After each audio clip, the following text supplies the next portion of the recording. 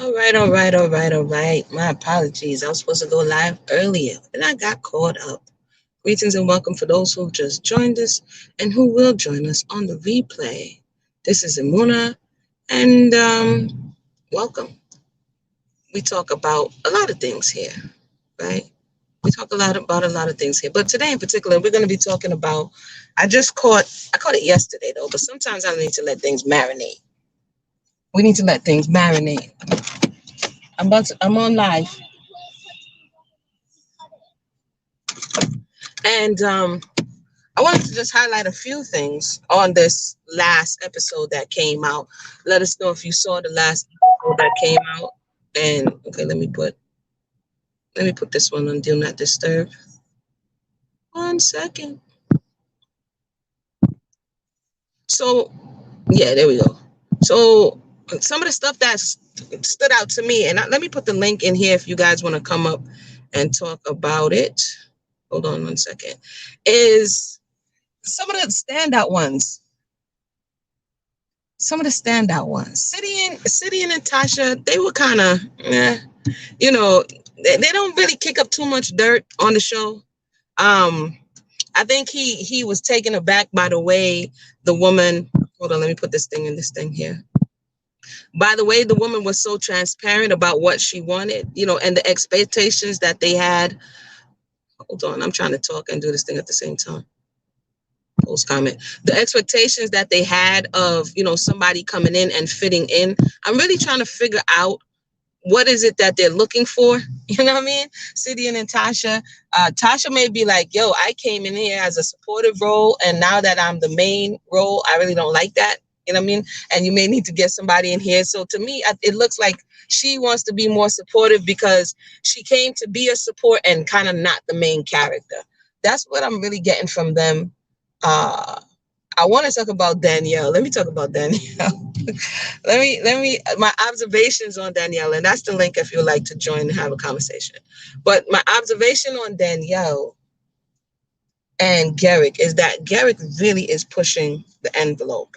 And again, if you're new to this, I like to kind of use what we're seeing as an illustration of what can happen and has happened in our lives, where it's like the frog in the boiling water. You just keep pushing a little bit more and a little bit more and convincing the person to see how far you can push them, right?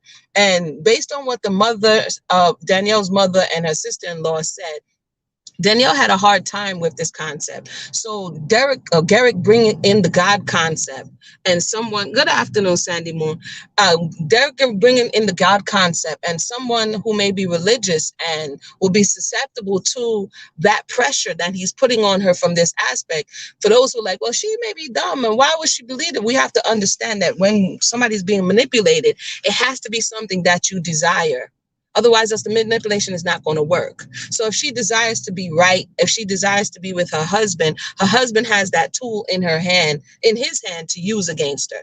And for what I'm seeing, he's using it against her. So if it took some conditioning and she got on board, now, even if she may feel some reservation as she goes along, he's there to kind of assure her that, yeah, this is what we want. This is what God wants for our family. Now, some of the red flags that immediately, that this may be Garrick driving the ship as opposed to God, is that he is advising her to do some crazy stuff. So first we saw it was with the divorce, right? And we saw how it affected her. So we knew it wasn't her idea. And now it's COVID is taking too long.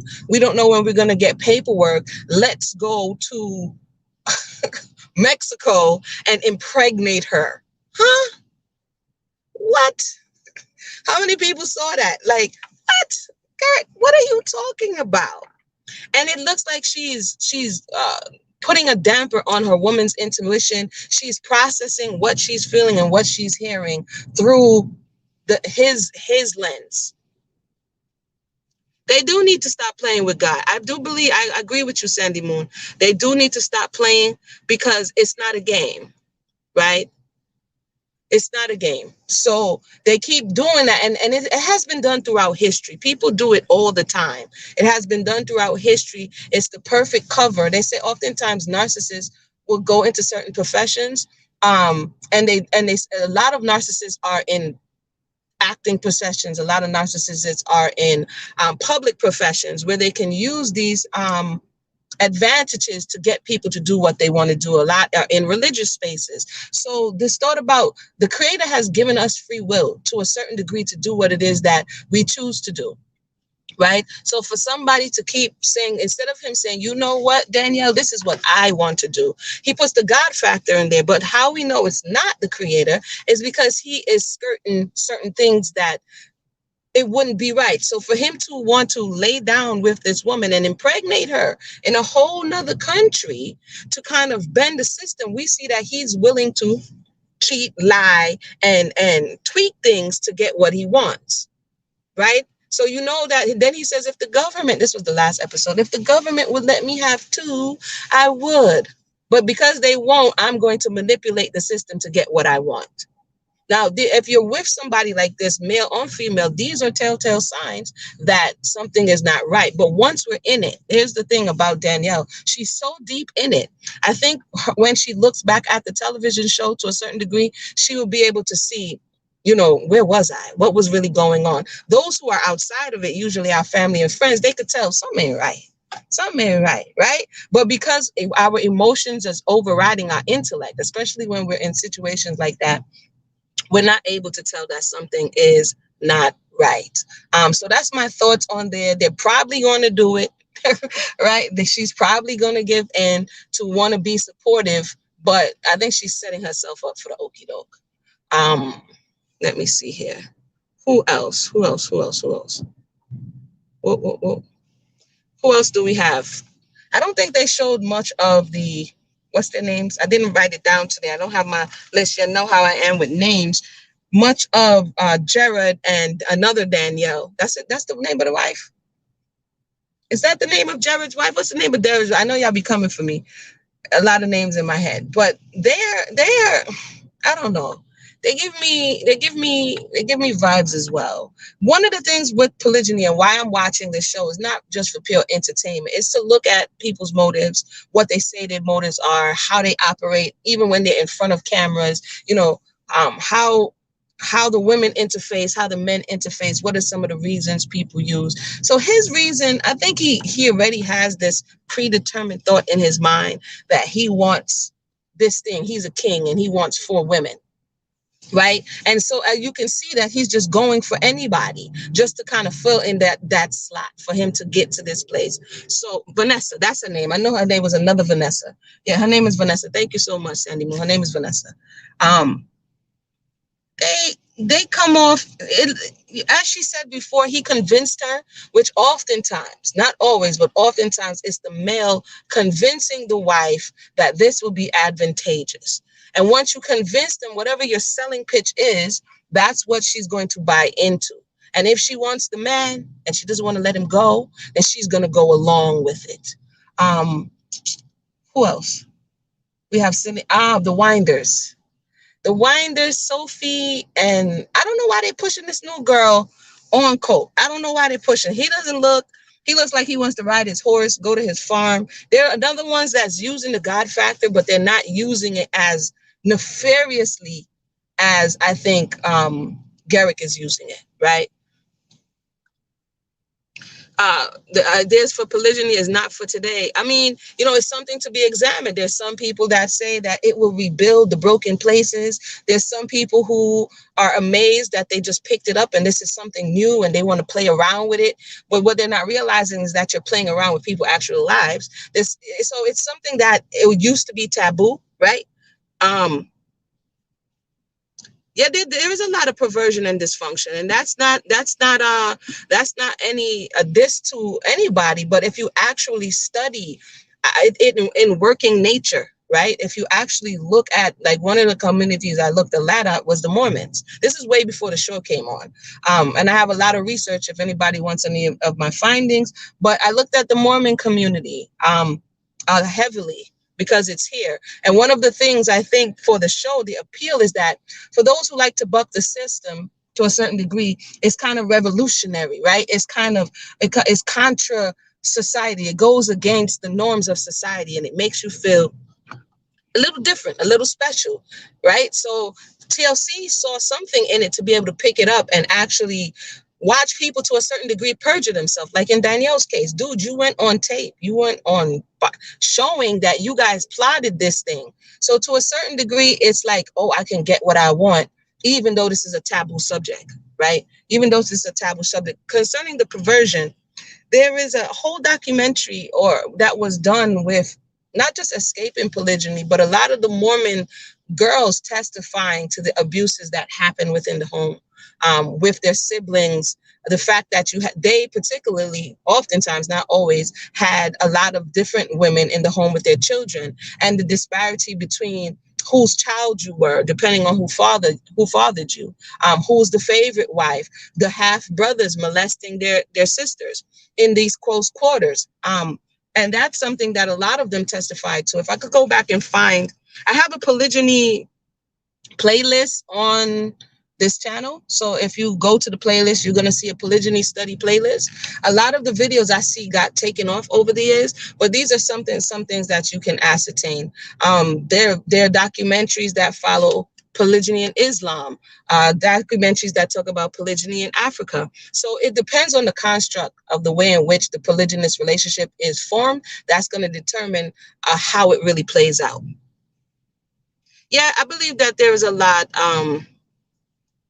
If a man cannot marry you, run. I believe that there's a lot of people using it for their own reasons.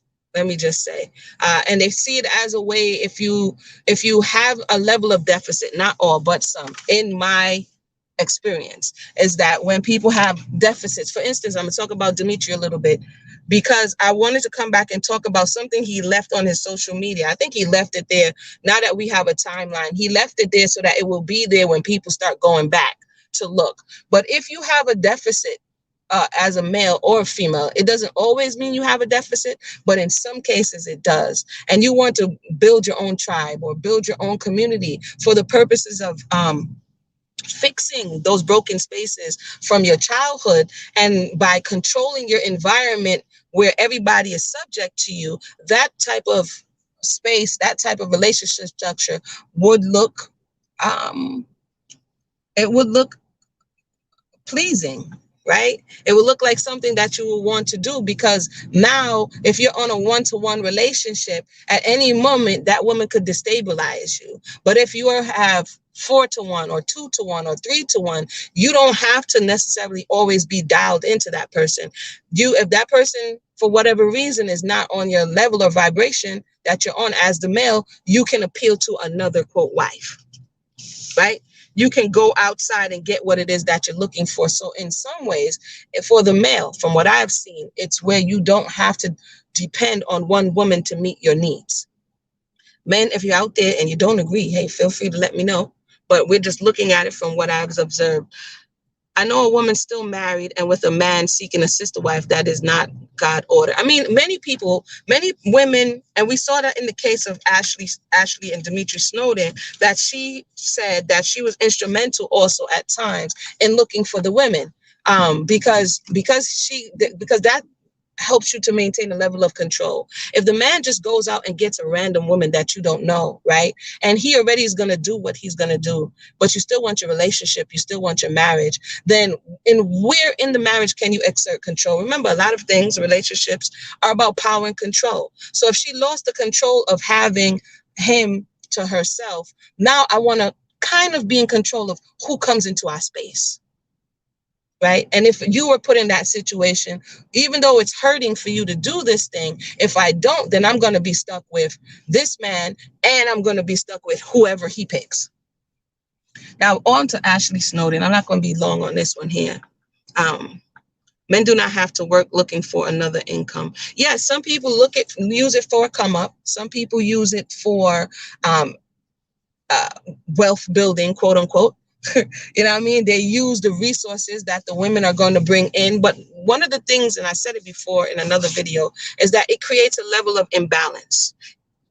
It creates a level of imbalance. Sandy Moon says it's controlled cheating, right? You're controlling your environment to a certain degree, right?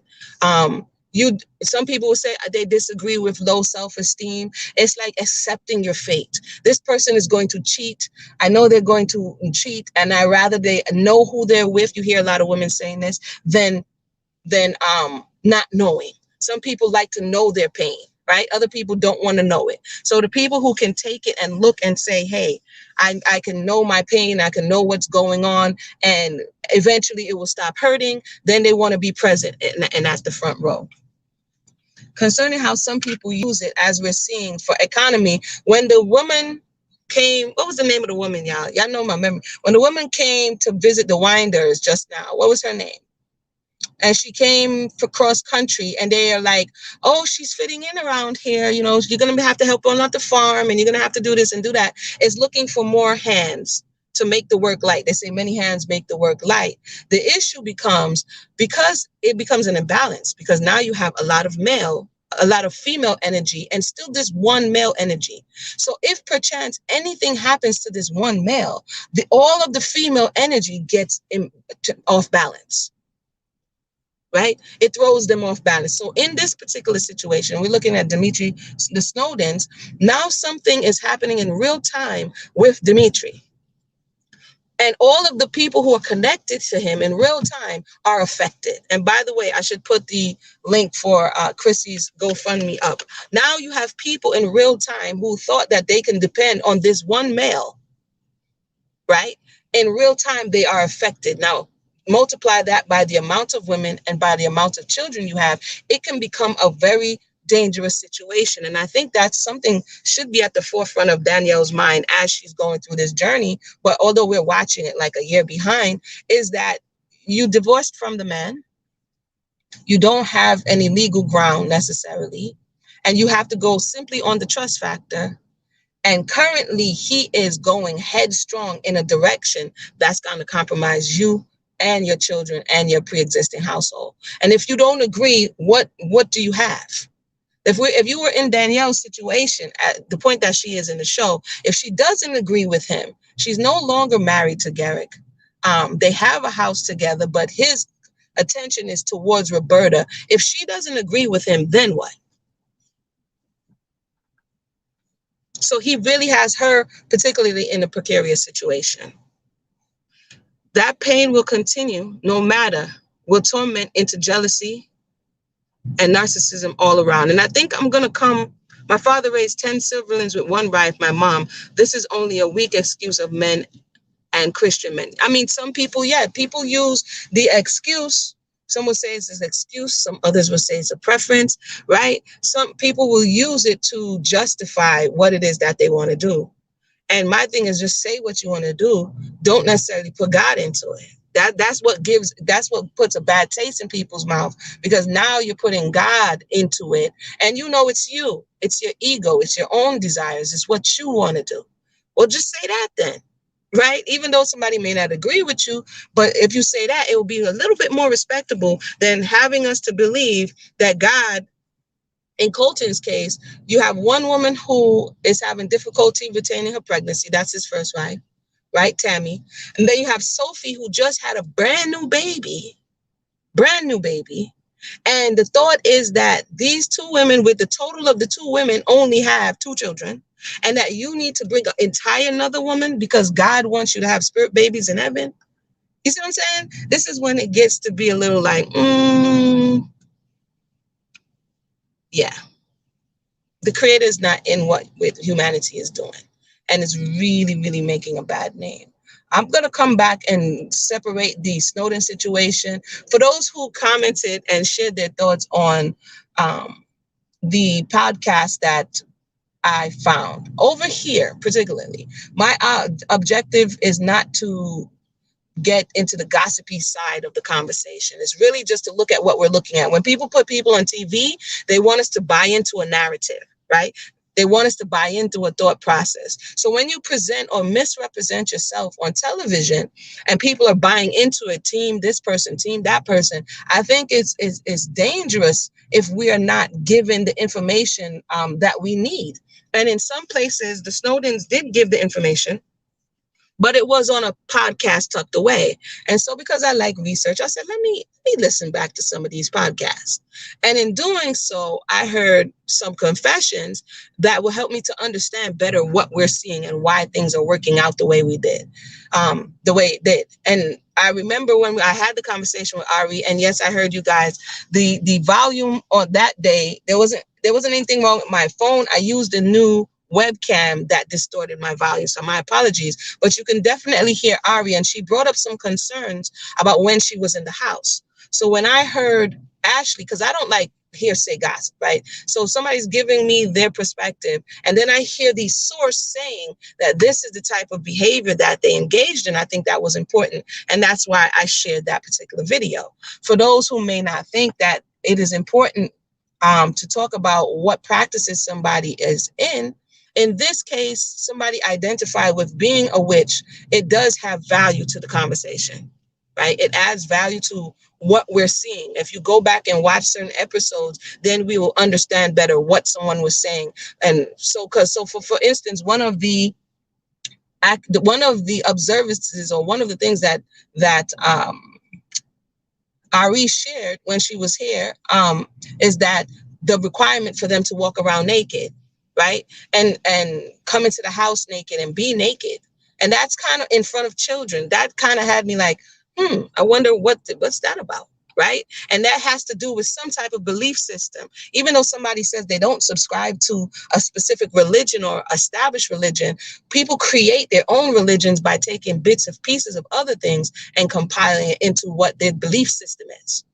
And so there had to be a level of a belief system within the house, even if it's unnamed, for you to require the wives, the women who enter in, to be naked. Another person who testified to the naked conversation with another witness is Ken, the guy who came on John Yates' channel, Ken, and his wife, that he saw many calls where Ashley was naked, right? So this is something that has to go with the belief system, and understanding that it was connected to this thought process of patching witchcraft. To me, it just kind of opened it up a little bit to say, okay, this is where this person is, right? Let me see here. If you want to join, let me know. I'm not going to stay too long. Let me see here, the layout. And we have, this goes all the way back to the beginning of the male being healed, hurt, abused, and family issues that have not been addressed. Now he's expressing his pain and his dysfunction. Yeah, I was listening to another broadcast. I didn't have a time because I got a lot of stuff going on, but I didn't have time to share the video. But it's where Dimitri is speaking about his past experiences and how he saw his father deal with his pain or his disappointment. And what the women are describing is what he verbalized him seeing his father do when he got upset, punching stuff, yelling stuff. So to hear that he also is aware that he has a temper problem, like I said, I'll come back and do that. But to hear that he's also aware that he can go to 0 to 60, in the words of Ashley, that was what she said, that they are aware that he has a temper problem. So what is being said of him is not outside of the scope of what has been said off the show. The show wasn't highlighting that, but they were highlighting it. And so when I like to cross-reference, right? Because in the world of allegedlys, in the world of all of this talking, if we are wrong about people, it wouldn't be right to go out and spread that. And so I heard her say it. I'm gonna come back with that video, and I heard him say it, and then we hear Ashley saying it, and now we see Chrissy's allegations, right? So this is somebody who clearly has a temper issue. This is someone who's able to also charm people charismatically to get what it is they want, right? And we learned that, as One Network said, we learned that from childhood. Okay, we learn how to get what it is we want. We learn how to finesse people. We learn what works and what doesn't work from childhood. And no matter how dysfunctional it may be, if it's working and no one ever held you accountable, you're going to continue to do that. In his case, we just saw it on the broad world stage. Sweet Tea says, didn't Ari mention she experienced physical abuse with the Snowdens? And she did. And so what she described is something that he described. Well, y'all give me a little minute. Y'all give me a little minute, and I'm gonna put that one together as well. What he described is what she described in the way in which they deal with. So I say that to say, now, how did somebody like Danielle possibly end up with Garrick, or Ashley end up with Dimitri, or people attract to these type of characters, right?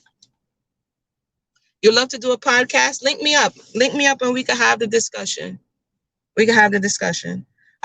We oftentimes are attracted to people who are vibrating with something within us. So if it's our joy, if it's our pain, if it's our trauma, if it's our deficit, whatever it is, we're attracted to that person. It's called trauma bonding.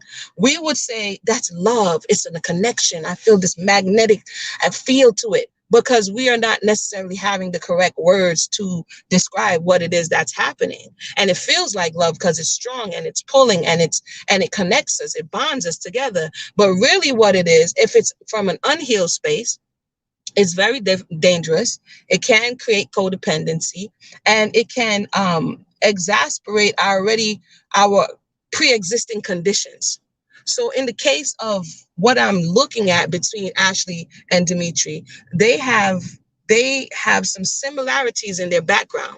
You ever met somebody and you start talking and you say, hey, where are you from? And the person says New York, and they be like, oh, I'm from New York too. Boom, that ticks off something. We have something in common. Oh, I like pizza too. Boom, we have another thing in common. And as we are bonded with people, the more things we have in common with them, good or bad, like, oh, you had a broken home, me too. The more things, good or bad, is what strengthens that bond. Right? And so we start fusing ourselves, especially in intimate relationships. We begin to fuse ourselves with these people. And we feel as though protecting these people, good, bad, or indifferent, is protecting ourselves. So some people say that Ashley was a victim who became a victimizer, in the sense of, if I unknowingly walked into this space and got caught up, and now there's not necessarily any escape for me, right? There's nowhere, where am I going to go? Well, and this is what this person wants to do. Then guess what? I'm going to help this person. I'm going to facilitate it so that hopefully I can retain this person in my life. It sounds weird and it sounds crazy, but that's why we need these more healing centered discussions, because it's great for entertainment. I'll tell you guys one thing. This is all for sister wives. This is on to 90 Day for a second. Is that when I watched 90 Day with Angela and Michael was in, I kept saying, is anybody seeing that Michael is being domestically abused, right?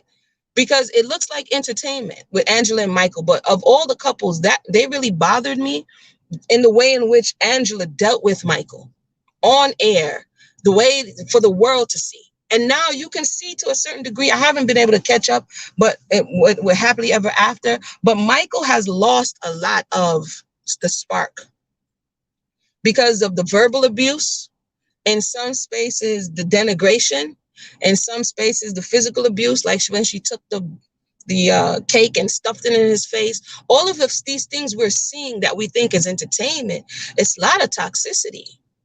I don't mean to like spoil the parade or anything. Let me drink a little water. And the more toxic it is the more it makes for good TV. But these are real people, right? And so I always wanted to say that in my estimation, Michael was being abused. She didn't want him to work. She didn't want him around friends. So she isolated him. It's the same way. But what happens is when a female is doing it, it doesn't look as harsh or shocking as when a male is doing it.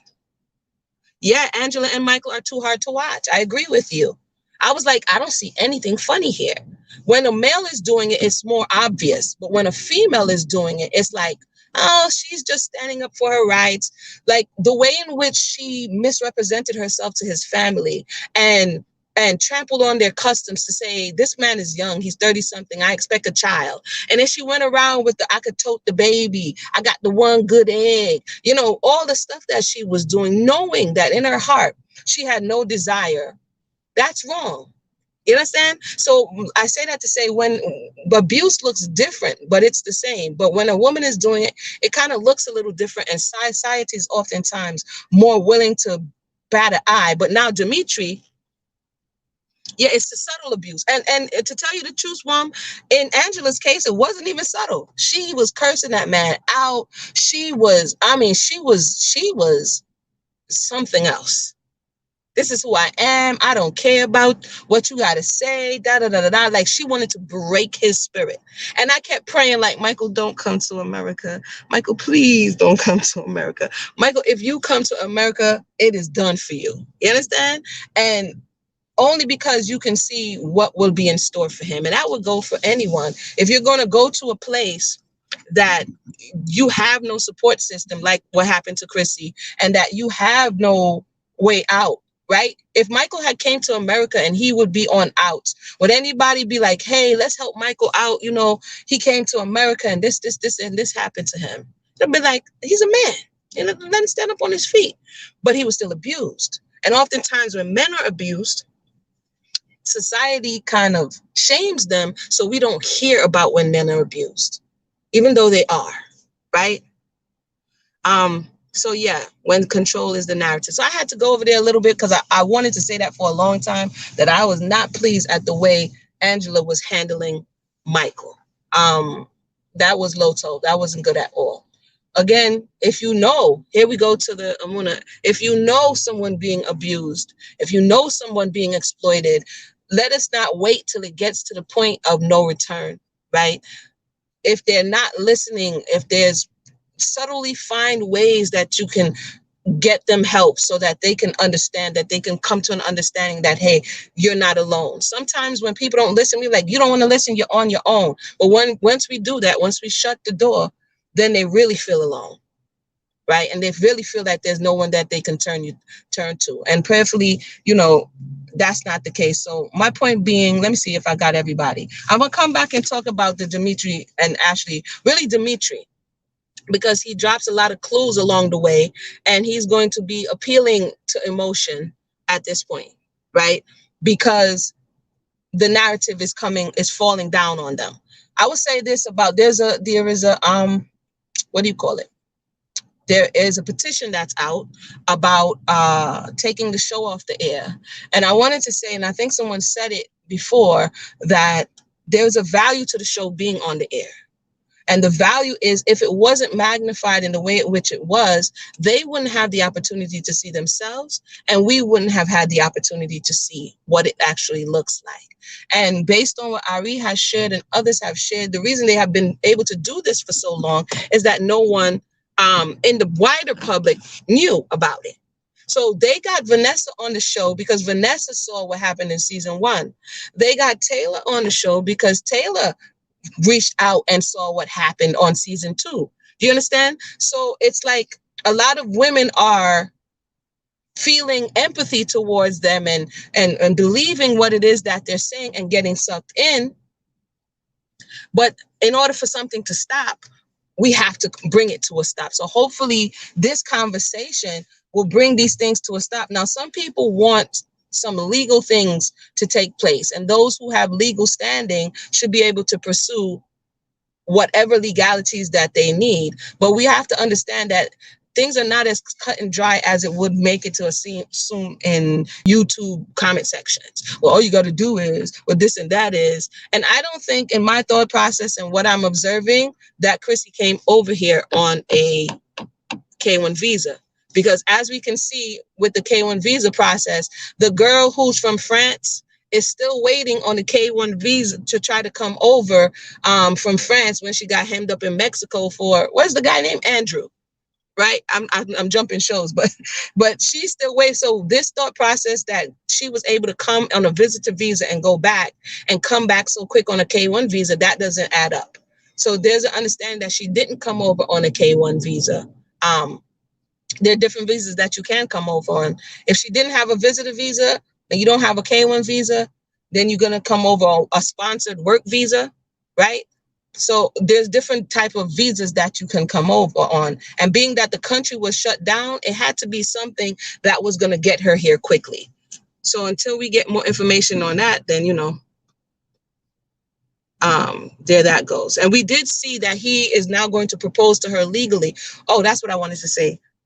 When you listen back to a lot of what they said before, they were not keen on the idea of legal marriage, right? And they said it multiple times. That's why I actually didn't have legal paperwork. They were not keen on the idea of legal marriage. And the thing that bust this whole case open, to my understanding, is that what we saw, he's going to go the legal route, and that now is going to hold him accountable. This is what we're seeing now. He's going to be held accountable for what he's done and what he's doing. So that's something to look out for. If anybody wants to share, let me know. Let me see if we have any guests waiting. And it seems like supply is running out because they're being exposed. Now the prospect is in another country. Yeah, that's what happens. I believe in healing others out of pain. This is happening more than we realize. Yep, the covers are coming off. Yeah, this is happening right next to you. This is happening up the block from you. This is happening in your place of worship. This is happening on your workplace. This is happening all over in your school, right? This is just happening for them. It's just happening where we can see them. So it will help for us. I think this is an education process. If the young girl on the last episode, she said she was here for Chrissy, she said she was here for 5, months, and she was looking to go back home, right? But at that time, Corona is outbroke, right? No one knew that it was going to last that long. So she was saying she missed her family and she wanted to go back home. For those who saying she just wanted a green card, a lot of people on these shows always talk about people just want green card. Not everybody wants to come and stay in America. It may seem so. It may seem so, right? That everybody wants to come and stay in America. And that's, I believe Angela was saying that in 90 Day, the people, Jovi and the people, Jovi's family was saying that about Yara, all this whole conversation of you just want to come over here on a green card. That's not always the case. There are places overseas where people promote coming to America like it's going to be the best thing since sliced bread. And then when people come here, they're like, nah, there's so many things missing. There may be economic advancement, but there's certain things societally, culturally that are missing that some people would be like, no, I just want to go back home, right? This is not it. This is not what I thought. This is not what they told me. So it's not always that people are running away from their country. Sometimes they do find love and they do want to come here, and then they realize it's not a good fit and they go back, right? The Snowden's children should be handed over to responsible relatives or to the state until they fit to hit. I mean, that part right there, again, a lot of people are calling for that as well. I think they have family members. If they can deal with, and that's why I'm very careful of what I say in these spaces, if they can reach out to their family, if they can deal with what they can deal with, because the least thing you want to do is automatically put your children or have people's children into the system, right? So if they have parents and they have mothers, if they have family members who can help them out as they navigate through these very murky waters, that would be most advantageous. That would be most advantageous, because the children are being exposed to a lot, but they will be exposed to even more in certain spaces, because let's not pretend that going to the state is going to make sure that the child has, a happily ever after. Because there's many children that's in the possession of the state that do not have a happily ever after, right? There's many people that's in the possession of the state who are being abused, who are being exploited, who, all of these same things are happening. So that's not to make this to say what is in the best interest of the children. And hopefully, according to what the narrative is, she separated from him. That's according to the narrative. And so things are beginning to unfold, basically. It's sad that it's unfolding in this way. And hopefully we treat people with the same respect and dignity that we would want to be treated, right? So the way we share information, the way we spread information is to hopefully that we don't spread disinformation. Because this is the internet. Right? This is the internet. So if that's it, I think my phone getting hot. My phone getting hot. My phone getting hot. Did I miss anything else? Yeah, that's true about the system. Yeah, it's true. We gotta stop fake pretending like some of the alternatives that we're offering is gonna be like the saving grace when it could be out of the frying pan into the fire. They do need to get their act together, and that's for sure. You know what I mean? They definitely need to, and it's all coming out. That also is for sure. And they're gonna have to. I hear him on a podcast saying, part of being a man is owning your stuff. So hopefully they can come forward and really own their stuff. You know what I mean? Like, you got to own this, because this is bad. This is bad news blues right now. So with that said, thank everybody for tuning in. Thank you for your time. I'll come back again and talk a little more about my observations. I pray everybody have a blessed day. All right, enjoy.